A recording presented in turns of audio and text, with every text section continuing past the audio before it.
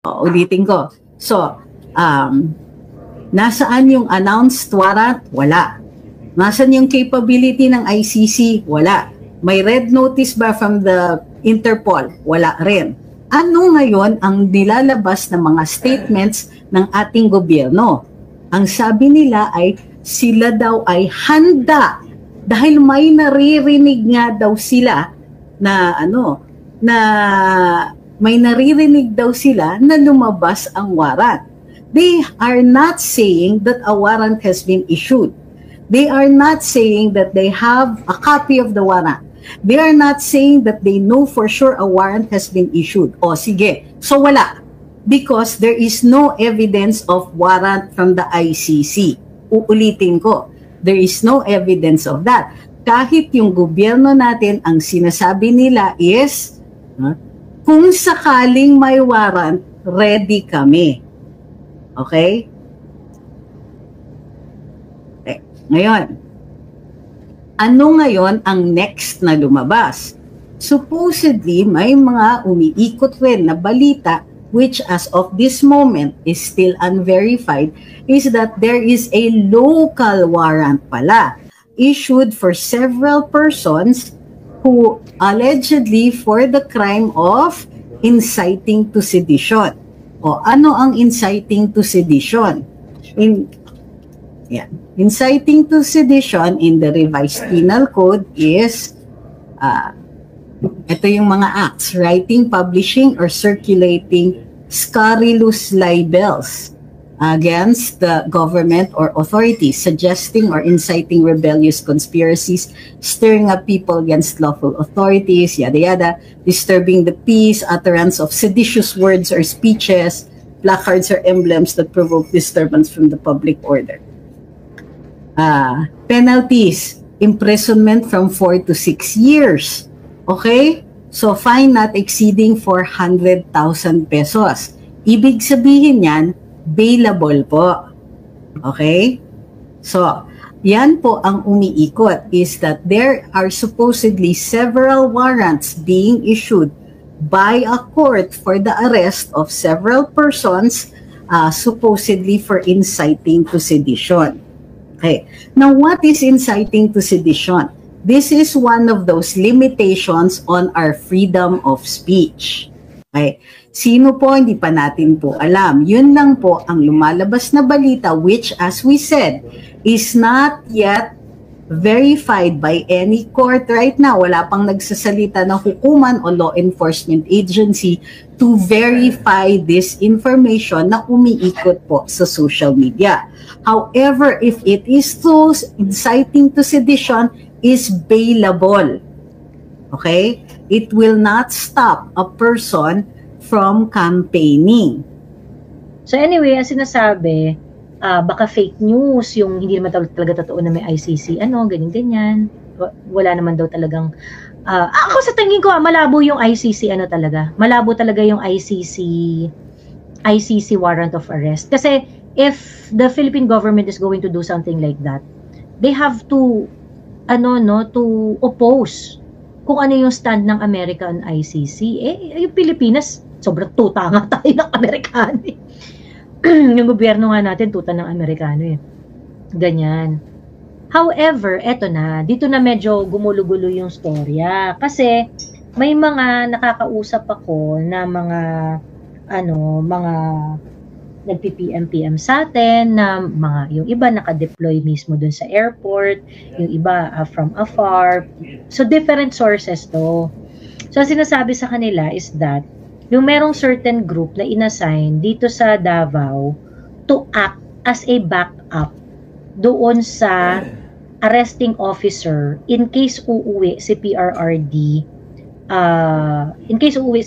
from Hong Kong.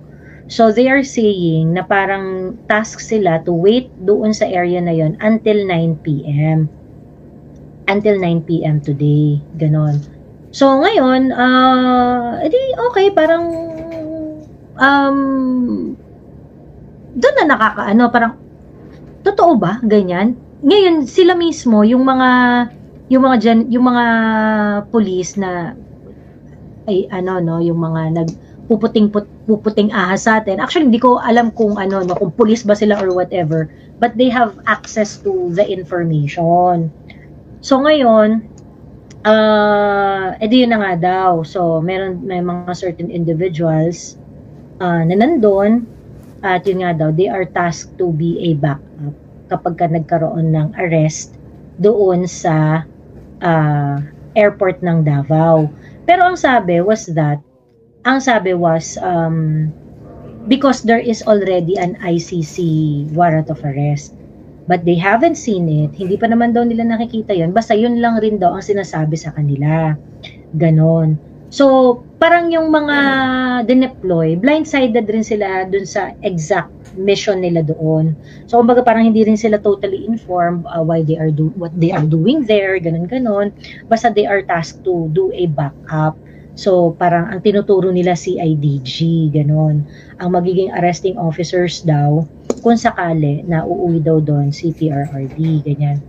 May mga reports din na nagsasabi na yung similar scenario sa Davao is actually present doon sa 3 other major international airports, sa Clark, sa Cebu, at saka sa NAIA. Ganon. So meron daw mga ganong monitoring at ang mga nagbigay nga sa atin ng information yan ay talagang talagang mga impeachable source. Mga impeachable source yung mga nagsasabi. Ayun. Sabi ni Enad Naranjo, wala namang nakalagay sa page ng ICC. Actually, malabo talaga ICC. Enad. Ang feeling ko talaga malabo talaga yung ICC. Ngayon, I don't think parang feeling ko pinasasakay lang tayo niyan which makes it more suspicious. Kasi alam naman nating parang malabo yan. Pagkatapos, yung Malacanang, nag-announce pa, itong si Jay Ruiz, nag-announce pa, na instead of confirming or denying na merong ganong kwento, ang sagot pa ni Jay Ruiz is, ang tawag dito, kung ano man ang mangyari, the government is prepared, or things like that. But again, sabi ko nga, itong ICC warrant of arrest na to, malabo pa to sa sabaw ng pusit. Ganyan. So, ibig sabihin, baka meron silang pinaplano na iba. Malamang, there could be 1,000 permutation on this. Pero, it seems like, mayroong desire, may desire to really, at the very, very least, merong desire na hindi pa uwiin si PRRD. Kasi di ba nagpunta sa Hong Kong si PRRD. Patas finload nila yung kwento ng ICC, finload nila yung sangkaterbang augmentation, quote-unquote augmentation ng mga pulis at iba pang mga tao sa Davao City, ganyan-ganyan. Actually, may mga scenarios na pinresent sa akin. Rumored lang pala ilabas nila ang kopya. Pag totoo man yan, para matapos na yan, then balik sa tunay na issue tungkol sa PhilHealth at BICAM. And yun nga ba't hindi magawa ng PCO, diba? So, ibig sabihin, they intend for this story to stay vague. Bakit gusto mong maging vague tong storya na to? Kasi gusto mong i-syndicate yung kwento. Ay, shit, ganyan, eme. Now, for us who are very sensitive in this kind of issue at very updated naman tayo sa nature ng ICC, it is very impossible na meron. It is very impossible na meron, diba? Ibig sabihin, inaano-ano nyo yung ICC kwento na yan kasi malamang sa malamang meron kayong pinagtatakpan. They are in a very in a very difficult position kasi nagsisimula nang magtawag ng mga personalidad ang Supreme Court. At grabe yung grabe yung naging resulta ng oral arguments ng PhilHealth na talaga namang kahit yung mga yung mga ordinaryong tao we're able to understand na putya, kinukuha yung pera natin sa PhilHealth pagkas hindi naman pala alam kung saan gagamitin. Diba? Ngayon, ang isang kwento is that meron ngang warrant of arrest but it is for a local, from a local court.